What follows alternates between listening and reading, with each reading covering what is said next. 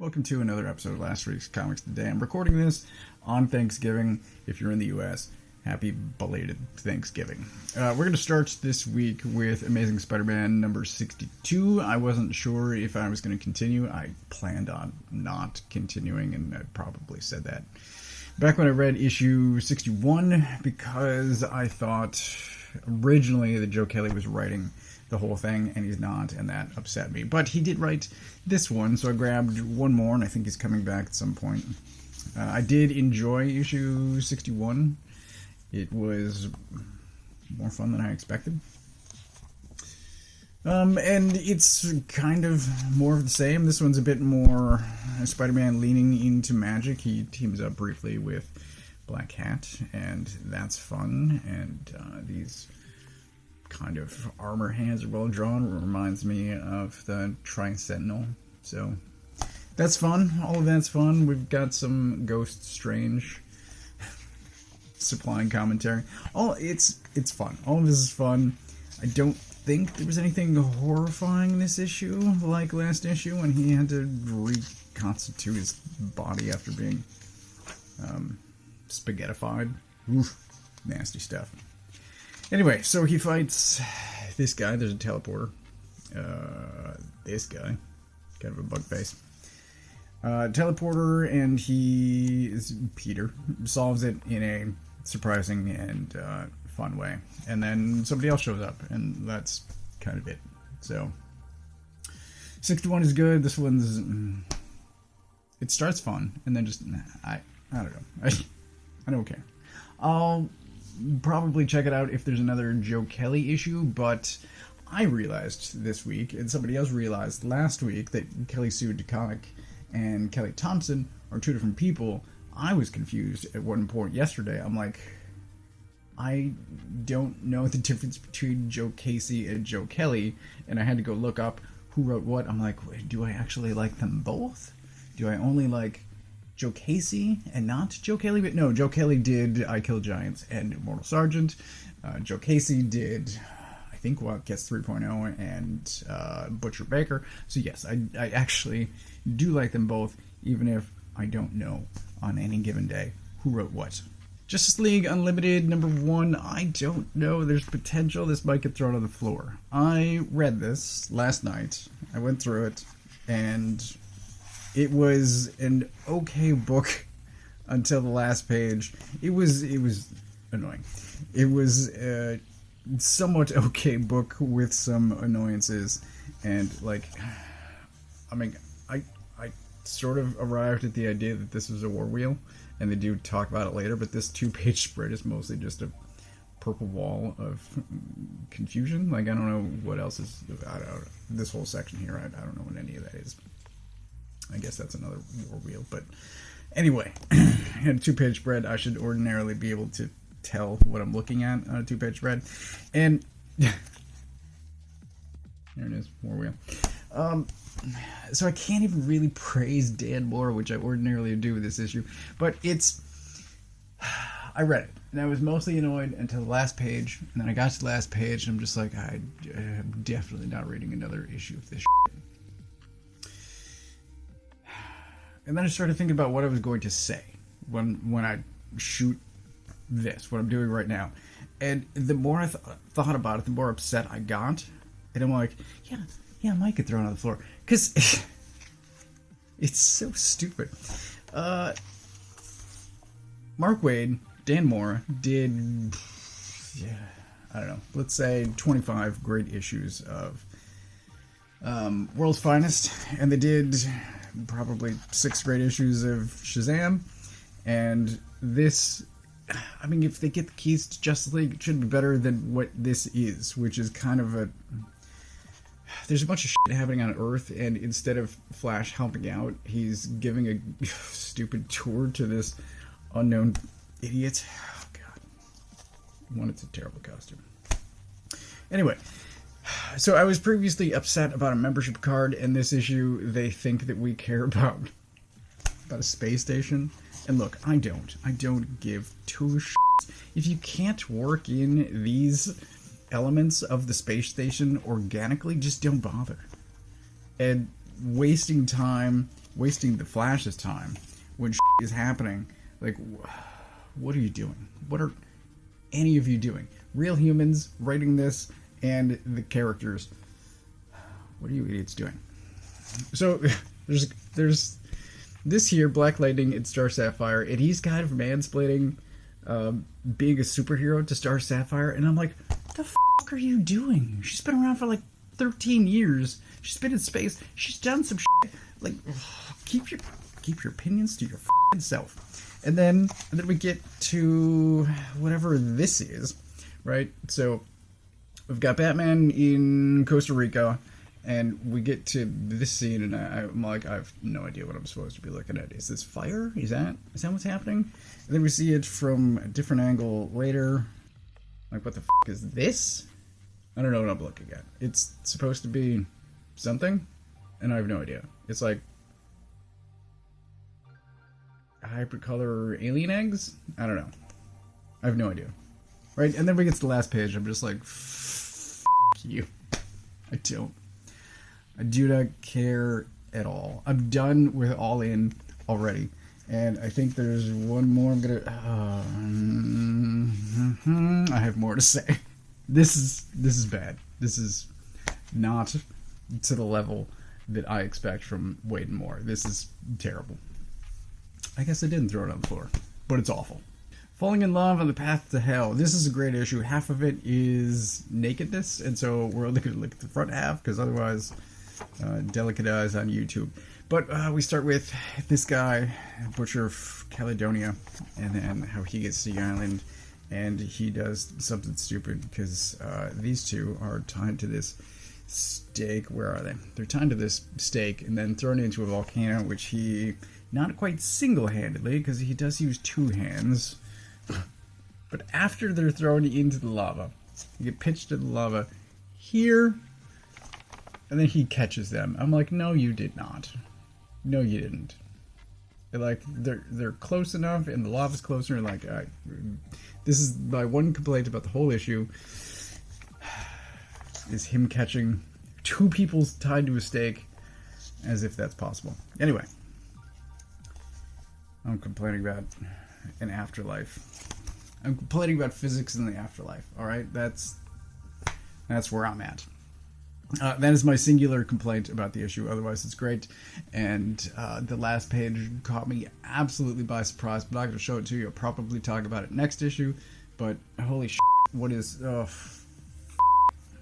Welcome to the Maynard. This is a magic-based hotel. That's the Maynard. And she's the main character. She's a bellhop. It's her first day in these opening pages. But actually, there's a thief that's stealing something. So we get to see a thief, and then we get to her and her first day at this magical hotel in San Francisco, and like, this is what the street looks like to ordinary people and what it looks like to her, and it's fun, and it's well drawn, and there's no real hook for me. It, much like Justice League, thinks I care more about a building than I do characters, and I do not. You could have spent more time with the characters, and there's not enough of a hook. There is something interesting that is happening, and not enough time is spent exploring that, and the back half of this is a foot chase, and I don't know. It's... There's something there. If it were told completely differently, I might have enjoyed it. But it was told the way it is, and I'm not continuing with this. Here, I think, is the only all-in book that I'm going to continue for a while. Until something happens. But it's currently Williamson and Mora doing a Doomsday Super Lois thing, and this is... Well, there's the Time Trapper version of Doomsday, Skinny Doomsday.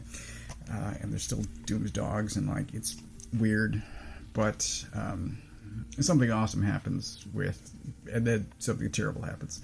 But Parasite is in this, and he's jumping out of a plane, and that's cool. And then the terrible things happens, and there's something happens with Superman. And because I haven't been reading Superman for years, I don't know if this is something new or something that has been previously established, but he starts talking red. He's got electric face, and I'm like, I don't know what's going on there, but something. And it's a cool cover for a series that I didn't read, but yeah, that's a cool cover. I think it's based on this is based on the animated, not the comic. So I'm still looking forward to the animated show. It's a cool cover. But this is, I think, the only all-in book that I'm going to be reading. I guess Absolute stuff counts, but not this one. So I will read Absolute Batman. I'm continuing, and so far, issue 2 of Absolute Superman I'm signed up for, but I'm done with this Absolute Wonder Woman. Because I was already kind of upset about the first issue that didn't conclude the fight that started. It does conclude here, and then I'm reading it, and I get to these staples with Steve Trevor, and I'm like, I don't care. I don't care. I already know, because I've looked ahead to the February solicits, that something appears here. So she finishes the first fight, the second one starts, and she's still fighting it in issue 5, and I'm like, I don't want to put up with 3 issues of a fight. I barely tolerated a fight continuing for 2 issues. I don't care. I'm done. I'm going to say a new thing. So I never again want to see the death of the Waynes or the death of Uncle Ben. And I'm adding a third one. I never again want to see Steve Trevor meeting Wonder Woman. I've seen it enough. I don't care. I'm done. With all of that out of the way, now we're going to get to some good stuff. So we've got Grommets issue 6 of 7, and I'll tell you right now, they say at the back of this, Remender says at the back of this, that the final issue is coming, and it's probably going to be late, and he says great art takes time, but it's double-sized. It's a double-sized final issue, which I'm all for. But this concludes the fight that started, not that. This concludes the fight that started with the jocks, and like people get their shit kicked out of them, and this guy pulls a gun, which just escalates things so much more, and it's people get their shit kicked out of them. Spoilers also over here. It gets kicked out of them.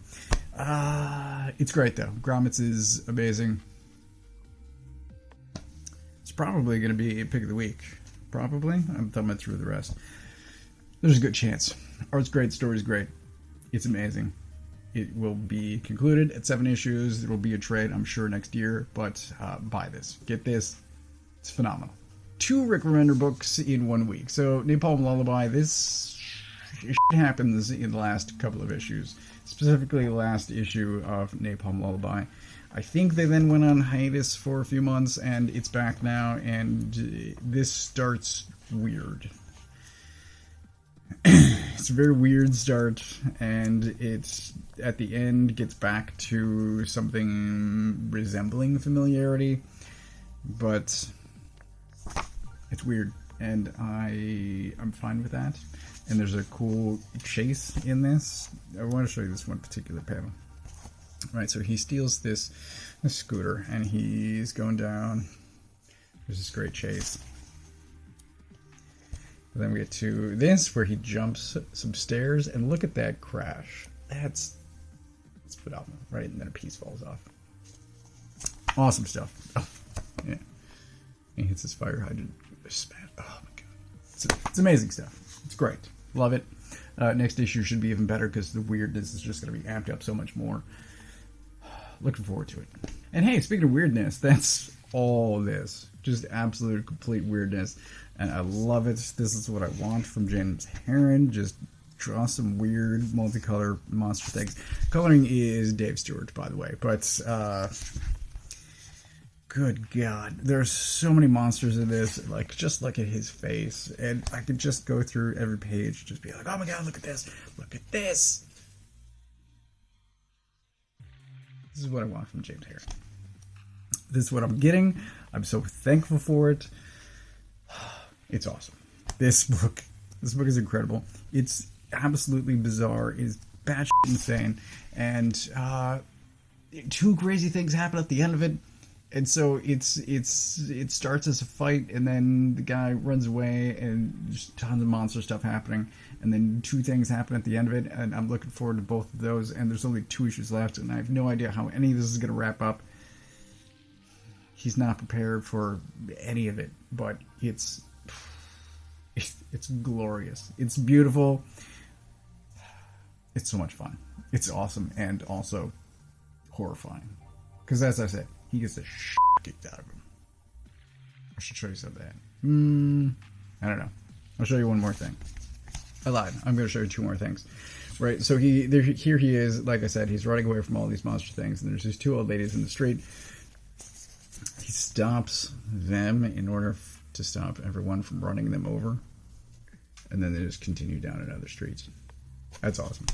But he also gets thrown through this building, and he looks pretty intact there. Well, there's his face starting to go through it, right? But he gets thrown through this building. And the next time we see him, he's got all this stuff sticking out of his back, right? And then he immediately gets stomped on by this blowfish monster kaiju thing. Like, I said, he gets shit kicked out of him. But, man, it's awesome. So, lastly, I got this, which I have not read yet, but I'm looking forward to it. It's, I thumbed through it, and it's kind of surprising. I don't know how this was colored, but it looks to me like watercolor, which is, I'm going to say, unusual. I haven't seen this used on Simonson art before, but look at that. Look at that. Look at the texture. I don't know. I'm into it, though. Just burst. Book's insane. Looking forward to reading this. But that is everything that I got this week. As far as pick of the week, I think it's only the back half of this, because, like, it's not this, not that, definitely not that. That's a contender, and it's not this either. So, like, this week, it's kind of disappointing, because last week was such an incredible week of books, and this week I'm saying go independent. Go Image, I guess. All these are Image books.